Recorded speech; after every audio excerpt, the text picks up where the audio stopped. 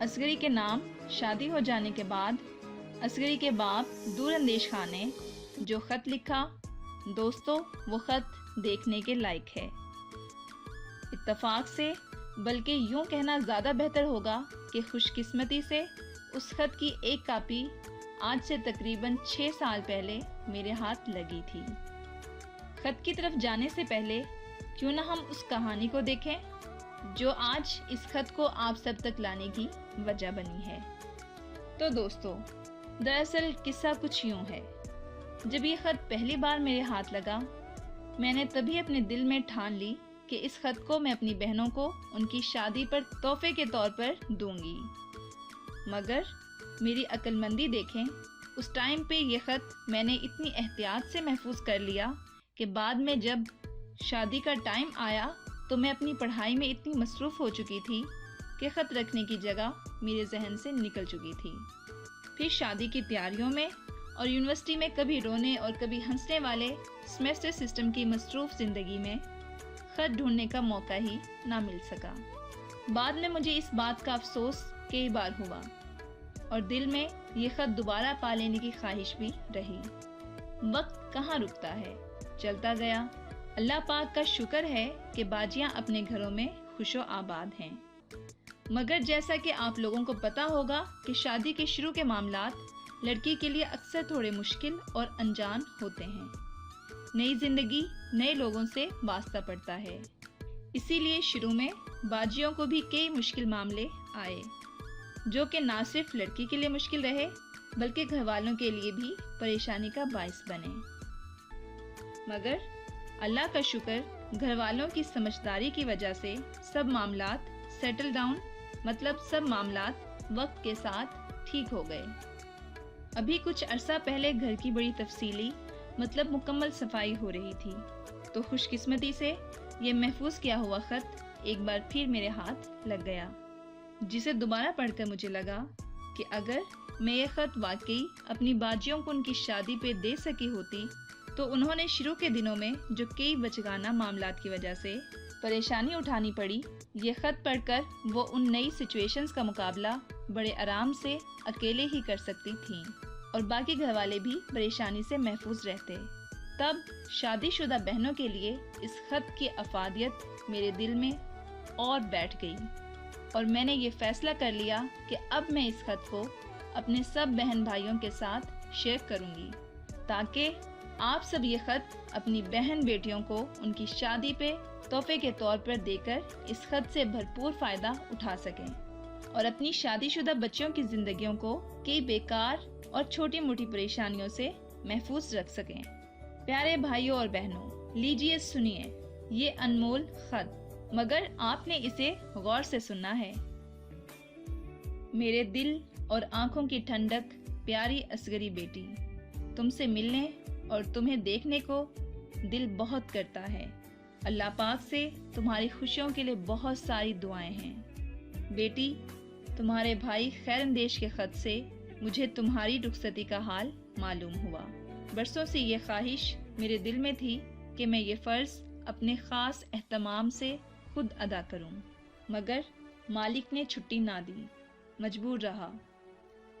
یہ بات تمہیں محسوس ہوئی ہوگی کہ سب بچوں میں تم سے مجھے ایک خاص طرح کی محبت اور انس تھا۔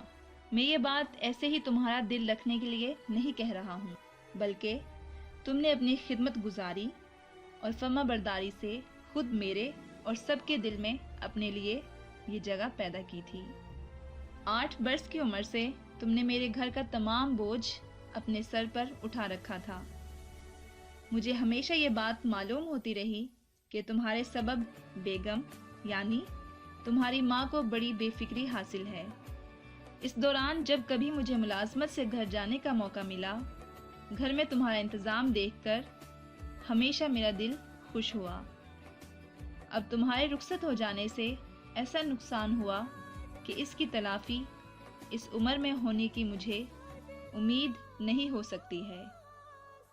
اللہ تم کو اچھا اجر دے اور اس خدمت کے صلے میں میری دعاؤں کا اثر تم پر ظاہر ہو۔ خیر اندیش کے خط سے یہ بھی معلوم ہوا کہ تم نے اکبری بیٹی سے زیادہ جہیز نہیں لینا چاہا، इससे तुम्हारी ऊंची सोच और बुलंद हिम्मत साबित होती है। मगर मैं इसका मुतबादिल भेजता हूँ। वो ये ख़त है। इसको तुम ज़िंदगी गुजारने के तरीके के तौर पर अपने पास रखो और इन नसीहतों पर अमल करो।